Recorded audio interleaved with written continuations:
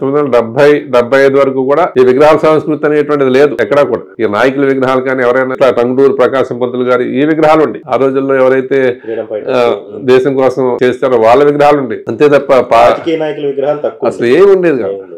Parliament లో కూడా అంబేద్కర్ విగ్రహం ఈ మధ్య కాలం పెట్టింది, అది ఒక 20 సంవత్సరాలు 30 సంవత్సరాల క్రితం పెట్టినటువంటి విగ్రహం. అక్కడి నుంచి స్టార్ట్ అయ్యి మొత్తం పార్లమెంట్ లో అన్ని విగ్రహాలు పెట్టారు. పార్లమెంట్ లో మనం ఎన్టీఆర్ విగ్రహం చేయడానికి మనకు అవకాశం వచ్చింది. అంటే ఇప్పుడు పార్లమెంట్ లో ఎన్టీఆర్ విగ్రహం మీరు తయారు చేస్తారు. ఇట్లా ఈ విగ్రహాల తయారీ అనేది ఇప్పుడు స్టార్ట్ అయినప్పటికీ కానీ ఇప్పుడు మీ తాతగారు అండర్ లో దేవాలయాల నిర్మాణం కోసం వచ్చి ఇక్కడ వాళ్ళు స్థిర నివాసం ఏర్పరచుకుని ఇక్కడ వాళ్ళకి ఈ వాతావరణం అనుకూలించిందో భగవత్ సంకల్పం ఇక్కడ పశ్చిమ గోదావరిలో రత్నారామేశ్వరం స్థిరపడటంతో మా తాతగారికి రత్నశిల్పుడు గారు వాళ్ళ ఇదిగా అతను బాగా చిన్నప్పటి నుంచి కూడా వాళ్ళ తండ్రి గారిని ఆకలింపు చేసుకుని ఆయన మంచి మొదటి నుంచి చిన్నప్పటి నుంచి కూడా